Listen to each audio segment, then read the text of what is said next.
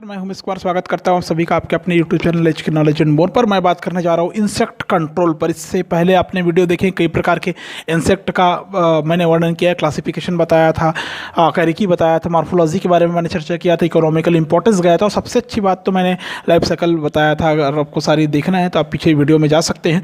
और इस वीडियो में मैं लेकर आया हूँ कि कैसे इंसेक्ट कंट्रोल किया जाता है। वो इसलिए ज़रूरत पड़ती है इंसेक्ट कंट्रोल की क्योंकि इसी सीरीज़ में मैंने आपको एक इकोनॉमिक इंपॉर्टेंस ऑफ इंसेक्ट बताया था। उसमें मैंने बताया था कि कई प्रकार की ऐसी कीट होती है जो कि पेड़ पौधों पर हार्मफुल तो होता ही है, उनके लिए हार्मफुल और नुकसानदेह तो होता ही है, साथ में मनुष्यों के लिए और दूसरे एनिमल्स के लिए भी बहुत ही ज़्यादा डेंजरस हो सकते हैं। कई प्रकार के संक्रामक रोग फैलाने में मददगार होते हैं, उसको जीवन काल में ही ख़त्म कर देने वाले होते हैं, जिससे आप अच्छे उत्पादन नहीं ले पाते। अगर एनिमल्स या किसी व्यक्ति को हो जाए तो कहीं ना कहीं उनकी डेथ भी हो सकती है अगर वो बढ़े, उसका प्रकोप बढ़े तो। ठीक है, तो इसलिए इंसेक्ट कंट्रोल करने की आवश्यकता पड़ती है। तो मैं बात कर रहा हूँ इस वीडियो में कंप्लीट इंसेक्ट कंट्रोल की। अगर वीडियो पसंद आता है प्लीज़ वीडियो को लाइक करें, शेयर करें, कमेंट करें। चैनल पर पहली बार आए तो प्लीज़ चैनल को सब्सक्राइब करना ना भूलें ताकि आपको इसी प्रकार की वीडियो की अपडेट तुरंत प्राप्त हो या मिल जाए। चलिए शुरू करते हैं। इंसेक्ट कंट्रोल, मैंने कहा कि इंसेक्ट कंट्रोल करने की आवश्यकता क्यों पड़ती है मैंने बताया है। तो कौन कौन सी ऐसी विधि है जिसको हम अपना कर इंसेक्ट को कंट्रोल कर सकते हैं वो देखेंगे हम लोग पहले। ठीक है, सबसे पहली इसमें जो विधि देखने को मिलती है हम लोग इसको बोलते हैं व्यवहारिक नियंत्रण बोलते हैं, जिसको अप्लाइड कंट्रोल बोलते हैं, जिसको हम लोग अप्लाइड कंट्रोल। अप्लाइड कंट्रोल की हिंदी में कहते हैं व्यवहारिक नियंत्रण। ये जो व्यवहारिक नियंत्रण होता है इसके ये व्यवहारिक विधियों पर निर्भर करती है, याद रखेंगे। कौन सी विधि पर निर्भर करती है? व्यवहारिक विधियों पर नियंत्रण करती है। इसको हम लोग व्यवहारिक नियंत्रण के रूप में गिनती करते हैं। दूसरा जो इसमें देखने को मिलता है इसमें सेकेंड जो देखने को मिलेगा आपको, ये मिलेगा लीगल कंट्रोल। लीगल कंट्रोल मतलब वैध नियंत्रण देखने को मिलेगा। उसके बाद में वैध नियंत्रण के बाद में इसमें देखने को मिलेगा नेक्स्ट नेचुरल कंट्रोल। फिर आपको देखने को मिलेगा इसमें कल्चरल कंट्रोल।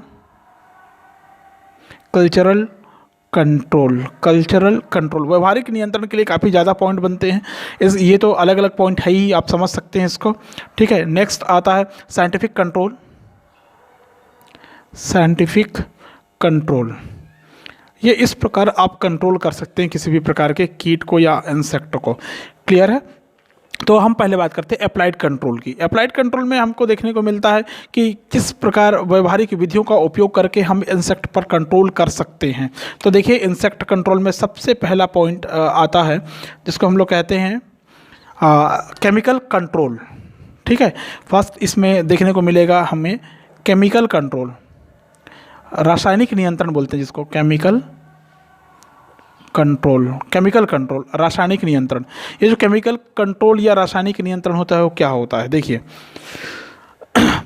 कई प्रकार के केमिकल के उपयोग से, उनके प्रभाव से, उनके गुणों के आधार पर हम इंसेक्ट को कंट्रोल कर सकते हैं। ठीक है, कई प्रकार के मेडिसिन्स को इंसेक्टिसाइड्स के रूप में प्रयोग करते हैं, मतलब कीटनाशक इंसेक्टिसाइड के रूप में प्रयोग करते हैं। ये वे पदार्थ होते हैं जो केमिकली इफेक्टिव होते हैं, रासायनिक रूप से प्रभावी होते हैं, कीटों को विनाश करने वाले होते हैं। इनका प्रभाव इतना जहरीला होता है कि उनके विभिन्न अंगों पर अलग अलग प्रभाव डालते हैं। केमिकल कंट्रोल में अलग अलग प्रकार के इंसेक्टिसाइड होते हैं जो अलग अलग अंगों पर अलग अलग प्रभाव या दुष्प्रभाव डालते हैं, कह सकते हैं, जिसके आधार पर उनको अलग अलग नामों से पुकारा जाता है। ठीक है, तो इसमें जो अलग अलग नामों से जो पुकारा जाएगा वो क्या क्या नाम है वो ज़रा देखेंगे। ठीक है, इसमें जो एक होता है जिसको हम लोग कहते हैं केमिकल कंट्रोल में स्टमक पॉइजन्स बोलते हैं, जिसको हम लोग स्टमक पॉइजन, मतलब इसको बोलते हैं आमाशयिक विष बोलते हैं। इस वर्ग में कीटनाशक को उन कीटों के लिए ज़्यादा प्रयोग करते हैं जिनमें चवर्णमुख अंग होते हैं। कहने का मतलब चबाने के लिए जो मुख विकसित होते हैं ना, मतलब पत्ती को, टहनी को चबाने वाले जो कीट होते हैं उनके लिए ज़्यादा उपयोग करते हैं। इसलिए प्रयोग किए जाने वाले कीटनाशकों को ऐसे पदार्थों के साथ में मिला दिया जाता है जो देखने में आकर्षक हो, स्वादिष्ट हो। ये छिड़काव के रूप में, भुकनी के रूप में प्रयोग किए जाते हैं। इस प्रकार के कीटनाशक वो बहुत से होते हैं। फॉर एग्जाम्पल इसमें आता है lead arsenate, calcium arsenate, calcium shortcut लिख रहा हूँ मैं, आर्सेनेट। ठीक है, और देखने को मिलेगा इसमें पैरसीग्रीन, बोरेक्स, थैलियम, फास्फोरस, मरकरी इत्यादि। फ्लूसिलिकेट्स भी होता है इसमें, ठीक है। इसके बाद में आता है स्टमक पॉइजन के बाद में कॉन्टैक्ट पॉइजन होता है। कॉन्टैक्ट पॉइजन, कॉन्टैक्ट पॉइजन का मतलब होता है संपर्की विष। संपर्की विष का मतलब समझ गए होंगे आप लोग कि कीट जो होते हैं एक विशेष प्रकार के कीट जिसमें आमाशयी कीटनाशक प्रयोग करने से कीट पंक्तियों की निचली सतह से भोजन लेना शुरू करते थे। मतलब आपने अगर इस आमाशयिक पॉइजन का उपयोग किए, छिड़काव किए, तो कीट होते हैं समझ जाते हैं, जान जाते हैं और क्या करते हैं, पौधे के नीचे से वो कुतरना शुरू करते हैं। जिसको भी खाना है, चाहे पत्ती हो चाहे टहनी हो, वो नीचे से कुतरना शुरू करते हैं। तो ऐसे लोगों के लिए संपर्की विष प्रयोग करते हैं, ऐसे कीटों के लिए निचली सतह से भोजन शुरू करते हैं उनके लिए। वहाँ पर संपर्की विष में स्टमक पॉइजन का प्रभाव नहीं होता, इसलिए इस संपर्की विष का प्रयोग कर रहे हैं क्योंकि नीचे से खाना शुरू कर देते हैं। तो इस प्रकार के कीट में कीटनाशकों के संपर्क में आने से वो शीघ्र मर जाते हैं। मतलब इस प्रकार के नियंत्रण में जो कीट होते हैं ऐसे कीटनाशक के संपर्क में जाते हैं, इनका भी उपयोग छिड़क कर या बुकनी के रूप में ही किया जाता है। निकोटीन से तैयार किए हुए पदार्थ होते हैं एक विशेष प्रकार का, जो lime, sulphur, oil, emulsion, dinitrophenol DT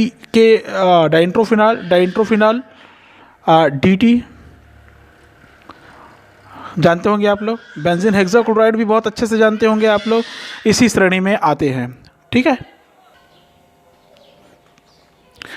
mechanical physical control में मशीन, हैंड्स, लो कॉस्ट के लेबर ये ज़्यादा कारगर होते हैं। मैकेनिकल के लिए हाथों से मारने की प्रक्रिया जो होती है बहुत अच्छे से कारगर है, ठीक है। होपर डोजर फ्लाइट ट्रैप्स विधि भी इसमें काफ़ी ज़्यादा कारगर है। उससे पहले मैंने बताया था आपको केमिकल कंट्रोल में कि कैसे स्टमक पॉइजन, कॉन्टैक्ट पॉइजन और लास्ट में फ्यूमिगेंट्स या धूमकर का प्रयोग करके आप इंसेक्ट को कंट्रोल कर सकते हैं। अब मैकेनिकल फिजिकल में क्या होता है, किसी मशीनी यंत्र की सहायता से या हाथों से अंडों को मारना, कीटों को मारने का प्रोसेस कर सकते हैं। फिजिकल कंट्रोल में क्या करते हैं, फिजिकल फैक्टर को चेंज करके करते हैं। जैसे टेम्परेचर को चेंज कर ले हम, या आर्द्रता को बढ़ा दे या कम कर दे, तो ऐसे करके हम इसमें आसानी से कंट्रोल कर सकते हैं इंसेक्ट को। नेक्स्ट आता है कल्चरल कंट्रोल। कल्चरल कंट्रोल का मतलब होता है कृषिगत जो नियंत्रण होता है।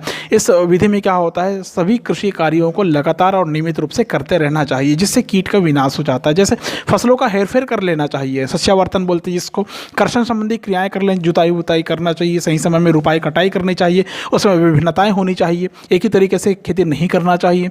खेत में जितने भी प्रकार के अवशेष बचे होते हैं प्लांट्स के, उन सारे को नष्ट कर देना चाहिए। कृंतक और थिनिन का काम बहुत अच्छे से करना चाहिए। जितने भी प्रकार के फर्टिलाइजर या मैन्योर का उपयोग करते हैं, खाद और उर्वरक का उपयोग करते हैं, वो कंट्रोल तरीके से करना चाहिए, उसका समुचित प्रयोग करना चाहिए। फिर आता है बायोलॉजिकल कंट्रोल। बायोलॉजिकल कंट्रोल का मतलब होता है जिसमें कीट को नष्ट करने के लिए किसी जंतु या अन्य कीट की सहायता ली जाती है, उसको जैविक कंट्रोल के नाम से जाना गया। आप जानते हैं कई सारे बर्ड्स होते हैं जो विभिन्न प्रकार के कीटों पर अपना जीवन निर्वाह करते हैं, ठीक है। खेतों में जब सिंचाई करते हैं या हम कर्षण की क्रिया करते हैं, हम जुताई करते हैं, प्लगिंग करते हैं खेत को, उस समय आपने देखे होंगे कि कई कीट बाहर आते हैं। उस दौरान क्या होता है, दूसरे जो एनिमल्स होते हैं और पक्षी होते हैं वो उन छोटे मोटे कीट मकोड़ों को अपने भोजन के रूप में ग्रहण करते जाते हैं, फलस्वरूप कहीं ना कहीं कंट्रोल हो जाता है। तो इसके लिए क्या करते हैं, कुछ और उपाय अपना सकते हैं। जैसे जंगली चिड़ियों और बर्ड्स को हम लोग पाल सकते हैं, ठीक है, जानवरों को उत्साहित कर सकते हैं। कई प्रकार के पालतू जानवरों को हम पाल सकते हैं, जैसे मुर्गे हैं, मुर्गियां हैं, उनका पालन कर सकते हैं हम लोग। पैरासाइट्स को कृत्रिम रूप से आर्टिफिशियली उसको बढ़ावा देना चाहिए। वायरस और कवक को फैलने देना चाहिए कीटों पर, ऐसा कहा गया है। इस नियंत्रण विधि में पशु पक्षी ही अधिक कीटों को खाते और नष्ट करते हैं, इसलिए कहा जा सकता है कि यही एक ऐसी विधि है जो सबसे ज़्यादा व्यवहारिक लगती है, ऐसा कहा गया है, ठीक है। तो ये हो गया अप्लाइड कंट्रोल या व्यवहारिक नियंत्रण में chemical, mechanical, physical, cultural and then biological control, ठीक है। उसके बाद में आता है लीगल कंट्रोल सेकेंड, ठीक है। लीगल कंट्रोल देखिए, लीगल कंट्रोल कहने का मतलब होता है वैध नियंत्रण बोलते हैं। आप समझ गए होंगे किसी कानून की सहायता से, कानूनी दांवपेच की सहायता से आप इसको कंट्रोल करने का प्रयास करेंगे। आपको पता है कि आप मॉडर्न एज में रह रहे हैं, कई प्रकार के एग्रीकल्चर और इंडस्ट्रियल मटेरियल के लिए आप इम्पोर्ट और एक्सपोर्ट करते हैं, ठीक है। जब आयात और निर्यात की प्रक्रिया होती है उस दौरान एक नियम बनाई गई है, एक संरोधन कानून बनाया गया है। संरोधन कानून कहने का मतलब क्वारंटाइन लॉ बनाया गया है। अभी सबको पता है ना, अभी कोरोना चल रहा है, क्वारंटाइन क्या होता है, किसी से छुपा नहीं है, याद रखिए। तो क्वारंटाइन करने का मतलब होता है जैसे हमने कोई बाहर फॉरेन से कोई बीज मंगाया, कोई प्लांट मंगाया, तो उसको पहले बंदरगाह पर ही क्वारंटाइन करके रख लिया जाता है, ताकि किसी भी प्रकार के कोई इंसेक्ट वगैरह का कंट्रोल का प्रकोप हो उसमें, तो वो वहीं पर कंट्रोल हो जाए या उसको वहीं से वापस भेजा जा सके, उस पर वहीं पर नियंत्रण पा लें, उसके बाद ही उसको लोगों तक पहुँचने दें, कृषक लोगों तक पहुँचने दिया जाए, ऐसा वहाँ पर कानून बनाया गया है। तो वो होता है लीगल कंट्रोल कानून, लीगल कंट्रोल लॉ बोलते हैं आप उसको। क्वारंटाइन लॉज बनाया जाता है अंतर्राष्ट्रीय स्तर पर उस नियंत्रण कीटों को नियंत्रित करने के लिए। फिर आता है नेचुरल कंट्रोल। नेचुरल कंट्रोल का मतलब होता है इस प्रकार के कीट को नियंत्रित करने के लिए मनुष्य किसी भी प्रकार का उपाय नहीं करता नेचुरल कंट्रोल में, ठीक है। किसी भी प्रकार का उपाय नहीं करता कहने का मतलब क्या होता है, मतलब प्रकृति खुद ही एक समय के पश्चात उसको नष्ट कर देती है। आपने पढ़ा होगा चार्ल्स रॉबर्ट डार्विन ने बताया था कि उन्होंने कृत्रिम चयन और प्राकृतिक चयन बताया था। तो उसमें चार्ल्स रॉबर्ट डार्विन का जो नेचुरल सिलेक्शन है, नेचुरल सिलेक्शन है, ये काफ़ी ज़्यादा इंपॉर्टेंट है इस जगह पर, यहीं पर काफ़ी ज़्यादा रिलेवेंट है, याद रखेंगे।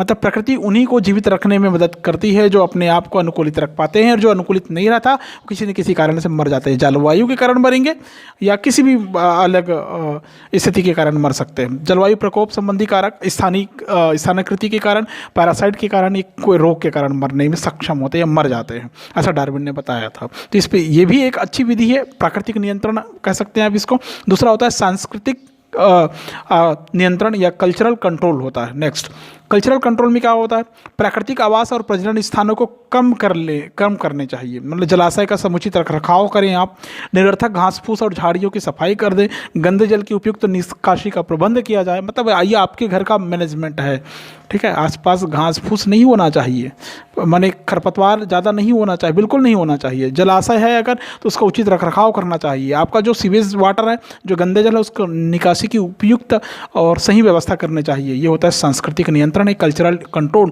जिससे विभिन्न प्रकार के कीट मकोड़े पनपेंगे नहीं, वहाँ पर बनेंगे नहीं, मतलब बन भी गए तो ज़्यादा दिन तक ग्रो नहीं कर पाएंगे।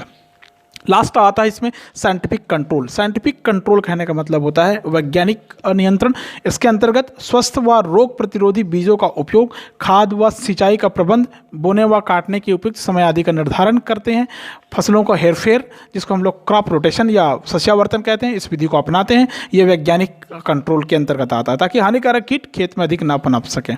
समझ गए होंगे आप लोग, मतलब रोग प्रतिरोधी बीजों का बुआई करना चाहिए, उचित खाद और सिंचाई का प्रबंध होना चाहिए, बोने और काटने के लिए समय का उपयुक्त निर्धारण करना चाहिए, हमको क्रॉप रोटेशन को अपनाना चाहिए, सस्यावर्तन करना चाहिए, ठीक है। तो ये साइंटिफिक कंट्रोल के अंतर्गत आता है, याद रखेंगे। क्रॉप रोटेशन याद रखेंगे आप लोग, क्रॉप रोटेशन, सस्यावर्तन छोटी क्लास में आपको पढ़ाया जाता है।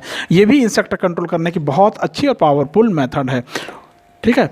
तो इंसेक्ट कंट्रोल में आपने देखा व्यवहारिक नियंत्रण, व्यवहारिक नियंत्रण के अंतर्गत chemical control, mechanical physical control, cultural control, biological control. उसके बाद अप्लाइड कंट्रोल जैसे पहले था व्यवहारिक नियंत्रण, उसके बाद में आता है वैध नियंत्रण, लीगल कंट्रोल। लीगल कंट्रोल में मैंने बताया क्वारंटाइन लॉ इसमें आता है, ये आप समझ गए होंगे बहुत अच्छे से, क्योंकि अभी का जो स्थिति है वो काफ़ी रिलेवेंट है, प्रासंगिक है इसके हिसाब से, ठीक है। क्वारंटाइन करना पड़ता है, समझ लीजिए आप लोग। आप कहीं जाएंगे तो शुरू में क्वारंटाइन पीरियड में रहना पड़ रहा था, आपको पता है, क्वारंटाइन प्रक्रिया को बंद किए हैं अभी। नेचुरल कंट्रोल, प्राकृतिक नियंत्रण में प्रकृति खुद ही नष्ट कर देती है एक समय के पश्चात। कल्चरल कंट्रोल में क्या होता है, उचित रखरखाव करना चाहिए, और पानी की गंदे नाली की उचित निकासी करनी चाहिए इत्यादि। साइंटिफिक कंट्रोल में क्या होता है, कई प्रक्रिया ऐसी है जो हम वैज्ञानिक तौर पर करते हैं, जैसे क्रॉप प्रोटेक्शन एक विधि है, मैंने सिंचाई का, खाद का उचित प्रबंध करना चाहिए, कीट प्रतिरोधी, रोग प्रतिरोधी बीजों का उपयोग करना चाहिए। तो ऐसे करके हम इंसेक्ट को कंट्रोल कर सकते हैं, ठीक है। तो उम्मीद करता हूँ वीडियो आपको पसंद आया होगा, समझ में भी आया होगा। प्लीज़ वीडियो को लाइक करें, शेयर करें और कमेंट करें। चैनल पर पहली बार हैं तो प्लीज़ सब्सक्राइब जरूर करें ताकि न्यू अपडेट आपको प्राप्त हो। Thank you so much.